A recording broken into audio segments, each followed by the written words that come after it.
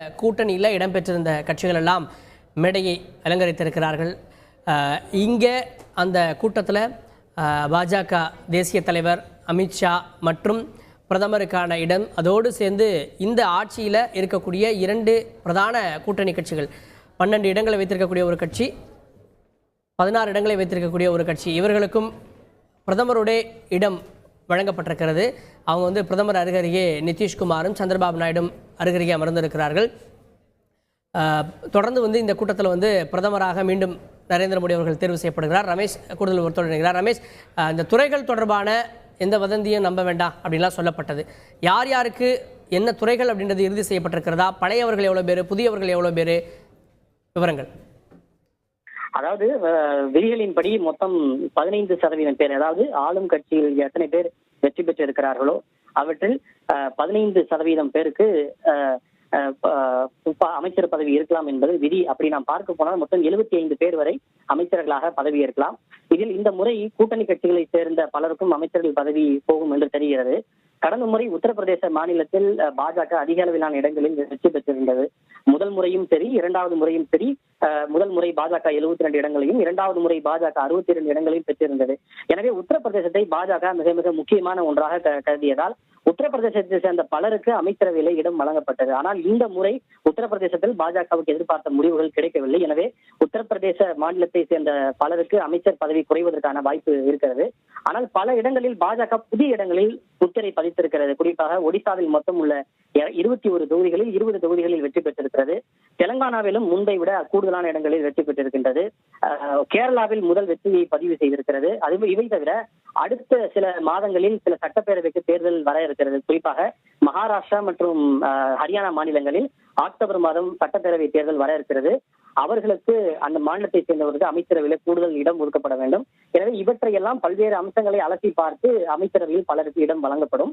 கூட்டணி கட்சிகளை பொறுத்தவரை நான் முன்பே குறிப்பிட்டது போல தெலுங்கு தேசம் கட்சிக்கு 2 கேபினெட் மற்றும் 4 இணையமைச்சர் பதவி வழங்கப்படுவதற்கான வாய்ப்புகள் இருக்கிறது.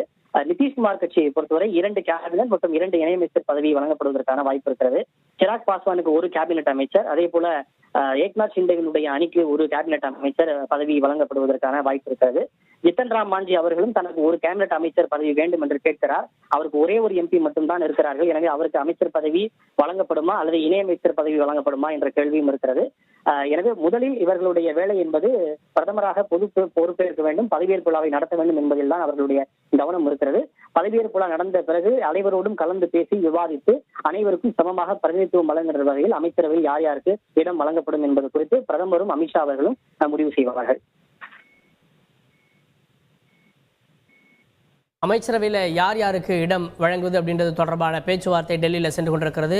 கூட்டணியில் இடம்பெற்றிருக்கக்கூடிய கட்சிகளுக்கு பிரதான கட்சிகள் 2, அது போக மாநிலங்கள் அடிப்படையில் கூட்டணியில் இருக்கக்கூடிய கட்சிகள் அவங்களுக்கும் பிரதிநிதித்துவ அடிப்படையிலான இடம் அதெல்லாம் வழங்கப்பட இருக்கிறது. பெரும்பான்மை இடங்களை தெலுங்கானா போன்ற மாநிலங்கள் எல்லாம் கிடைத்திருக்கிறது பாஜகவுக்கு. அவர்களுக்கும் இந்த அமைச்சரவையில் இடம் கிடைக்க இருக்கிறது. தமிழ்நாடு போன்ற மாநிலங்களில் அவங்களுக்கு எம்பிக்கள் இல்லை, இருந்தாலும் கூட எந்த அடிப்படையில் அவங்க அமைச்சர் பதவி வழங்குவது அப்படின்றத பாஜக யோசித்து வருகிறது. ஏற்கனவே ஒரு மத்திய இணையமைச்சர் திரு எல் முருகன் இருக்கார். அவருடைய பதவிக்காலமானது அவர் ராஜ்யசபாவுக்கு சற்று முன்னர் தான் தேர்வு செய்யப்பட்டார். அதனால் அவருக்கு 6 ஆண்டுகள் வரை பதவி இருக்கிறது. இந்த சூழலில் புதிய நபர்களுக்கு ராஜ்யசபா வாயிலாக அமைச்சர் பதவி வழங்குவது அப்படின்றதெல்லாம் சாத்தியமா அப்படின்ற கேள்வி ஏற்பட்டிருக்கிறது. கேரளா போன்ற மாநிலங்களில் பாஜக தன்னுடைய கணக்கை தொடங்கியிருக்கிறது. அங்கே சுரேஷ் கோபிக்கு அமைச்சர் பதவி வழங்கப்படலான்னு தெரிகிறது. நம்ம காட்சிகளில் பார்க்கக்கூடியது இந்த கூட்டணியில் போட்டியிட்ட டிடிவி தினகரன், திரு ஏசி சண்முகம், திரு ஓ பன்னீர்செல்வம், திரு பாரிவேந்தர் உள்ளிட்டவங்கெல்லாம் அங்கே இருக்கக்கூடியதை நம்ம காட்சிகளில் பார்க்கிறோம். இதே போல் என்டிஏவில் இடம்பெற்ற அனைத்து கட்சிகளுமே இங்கே வந்திருக்காங்க. திரு ஜி கே வாசன் உள்ளிட்டவர்களும் கூட இங்கே இடம்பெற்றிருக்கிறாங்க. என்டிஏல வெற்றி மட்டுமல்ல, வெற்றி பெற்றவர்கள் பெறாதவர்கள் அப்படின்ற பாகுபாடு இல்லாமல் இந்த கூட்டணியில் ஒருமித்திருந்த அனைவருமே இந்த கூட்டத்தில் கலந்து கொண்டிருக்கிறார்கள். எம்பிக்களும் இந்த கூட்டத்தில், அதாவது இந்த அரசை தீர்மானிக்கக்கூடிய 292 எம்பிக்களும் இந்த கூட்டத்தில் இருக்கிறார்கள் அப்படின்றத நம்ம பார்க்கலாம்.